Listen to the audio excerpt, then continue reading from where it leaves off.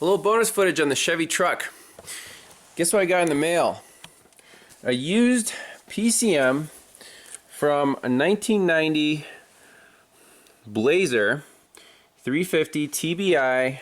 It has the ASDU chip in here, and I was going to look at it, but the cover is still sealed, so you know what? We're just going to leave it, plug it in, get the scanner out, and see how the truck runs, and see if it's any different than that ARJT chip, and if it's any different than the new reman computer. I don't think it can be any worse. I mean, the truck is almost perfect. It's like, I'd say 95%. At idle, the fuel trims are still a little on the low side. You know, it does that little slight stumble once in a while, just from, you know, leaning out a little bit. Could be due to the aftermarket exhaust, but I just want to try this computer and see what happens. All right, here we go. The used computer is in. New computer is in the box. See how it fires up?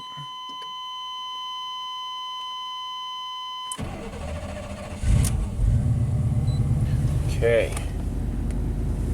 Let's look at some data.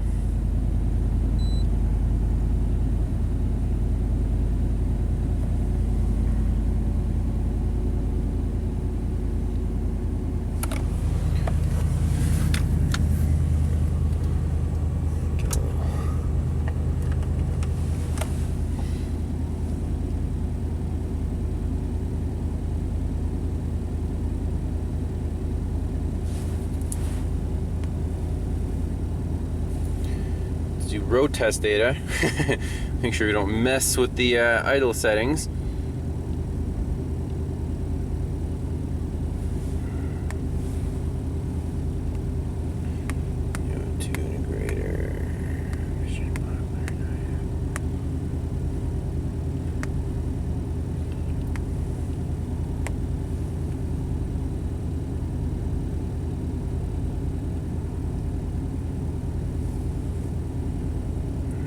So we're going to focus on the O2, open loop, closed loop there. See what our integrator does. Where is our IAC? 100. Okay.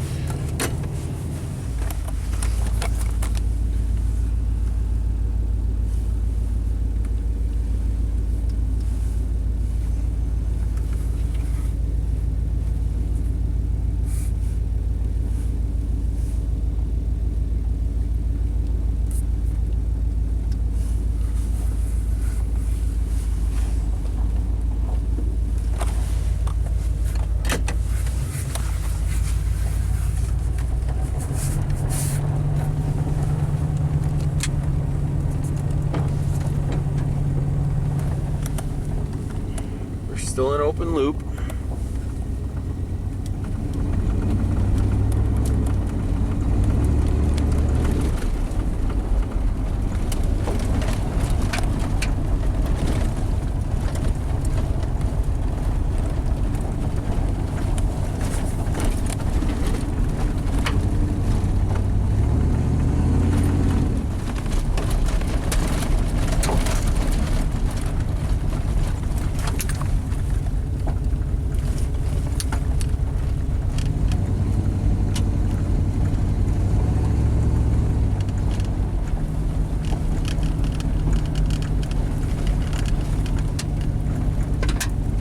Truck all dirty again.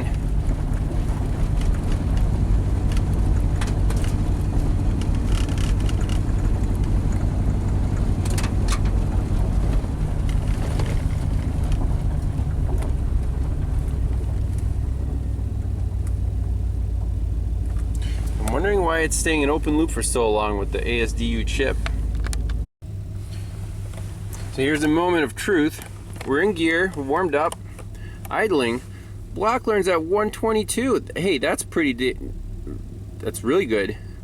IX at 26. Okay, that's good too. Oxygen sensor's oscillating like it's supposed to. Let's put it in park. See what happens. Do we do our massive drop in fuel trims here?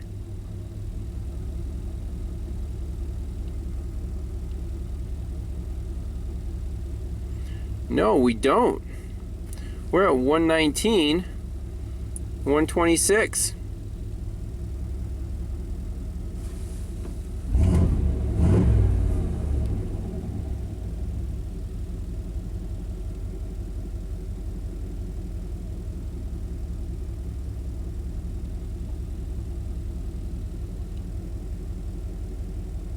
I actually like this. This is even better fuel control. We're closer to 128.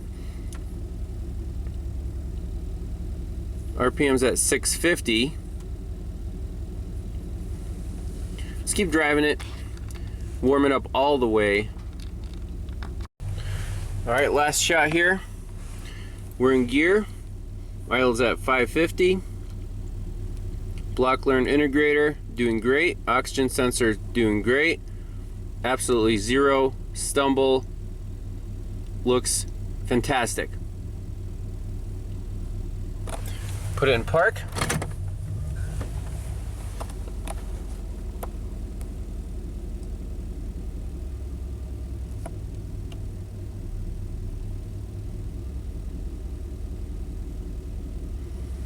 Block learn's only at 117. Integrator's happy.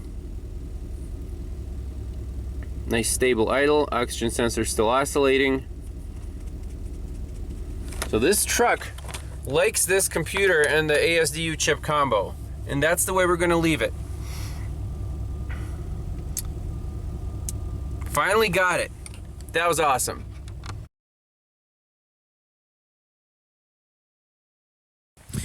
All right, so the owner here, Scott, and his wife came to pick up the K1500, and we took it for a test drive. What are your impressions, Scott? Oh man, it runs good. Has Probably it ever better than it's ever run, especially with the 5.7 in it. Okay. That problem with the idle was crazy. Yeah. Right on the borderline of getting a new truck. That's After all these years. that blows my mind. You were ready to let go of something that you've loved so much, and I can see how much time you've put into this and making it perfect. And something like this that really drives you up the wall, and you've had it to I don't know how many shops. Several. I've run out of Right. There's been so many and so many parts. Nobody in Maryland that can fix it. Right. Okay, that's pretty cool. Nobody in Maryland we could find that could fix it. Nobody even wanted. It got to the point where nobody even wanted to try to fix it because they just didn't. When I tell them what was done with it and all the things that been done, they think like, well, I don't know what else I could do. Yeah, I mean, I was, excited to diagnose it, but at the same time, you told me it had aftermarket headers. I'm sure that made you nervous too. Yeah. I'm like, it's gonna take time. I know we can get it, but it's gonna take some time, and we have to start from scratch and check every system to be certain it's 100% stock. But you did a great job. I mean, I don't know what I'd have done if I didn't find you. I'd have had a new truck probably. That's exactly what I would have done. Didn't have no choice. That would have been a sad probably day. saved me about 40, 50, 60,000. All right. If that's not a good thing, I don't know what is. So I think you'll enjoy it for many more years. The truck's in fantastic shape, and now it runs right. And you'll stay in touch. And if you have any other issues, you're only a few hours away. So thank you very much. It was worth the drive. All right, Scott. Hey, thank you. Hope you enjoy the Christmas special, and Happy New Year. And we'll see you guys next time. Bye-bye.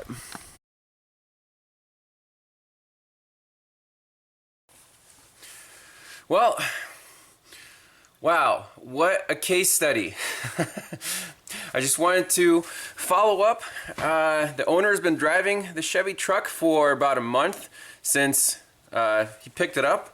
And I wanted to read a message from him, an update on how the truck is doing. He says, "Ivan, just wanted to update you on the truck. It's running great, better than it ever has. I can't believe the increase in power at both the bottom and top end. I am thoroughly enjoying driving it. It starts in this colder weather perfectly. I'm on my second tank of fuel since I picked it up. But my first full tank got 15.6 miles per gallon. Half of that tank was driving back from your place going 80 miles an hour. My old window sticker for the 5-liter reads 14 city, 17 highway. The 5.7 had a rep of not great on gas, so I'm lucky it did 15.6. I think the second tank will be a little better. Can't thank you enough for the great job. It would have been hard if I had to get rid of it." So feedback like that really makes this job rewarding. All the frustrations and kind of ups and downs, it's so worth it. Getting feedback like this from the owner. Extremely pleased, and now he wants me to work on his old motorcycle, which is awesome. So that's the feedback from the owner, and putting together these videos probably took about as much time as doing the diagnostics. But I have to say, all the viewers who commented and had discussions in the comments, it was beautiful, just awesome. So much learning and experience sharing. I mean, that's what this channel is all about. So I can't thank you guys enough for chipping in with all the suggestions. There were some very spot-on suggestions. I know a lot of people have worked on these trucks before, especially in the past, in the 90s. And that experience really pays off. For me, I've never really gotten that in depth on these throttle body systems, so it was a huge learning experience. And there are a lot of people commenting on, check the fuel pressure. Well, the fuel pressure, yeah, that was definitely a variable. It wasn't the easiest thing to check. I actually had to buy that adapter kit just so I could plumb into the throttle body, but sure enough, a few PSI did make a pretty big difference. It wasn't the only thing wrong with the truck, but it was just one piece of the puzzle. And I was impressed that a couple people, like 2 or 3, after part 3 in the series, they mentioned this variable with the scanner being in the wrong mode. I've never seen this variable on any other vehicle where you look at data and it messes with the actual running of the vehicle. But apparently on these trucks, that's, you have to go into the road test mode versus the codes and data. So yeah, that was a, that was a curveball. And you might ask, like, did you charge the customer for your learning? No, for that part I did not. That was just, learning to use your own scanner, and you can't charge the customer for that. But anyways, the diagnostic approach.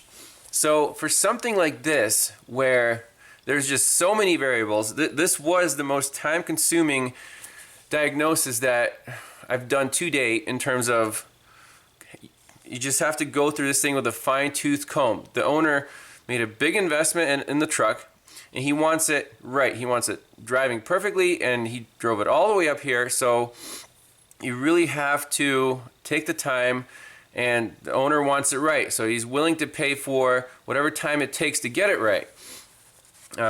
And I feel like, the actual workflow, we tested each system, and most of it was good. Engine mechanical, the emissions devices were good.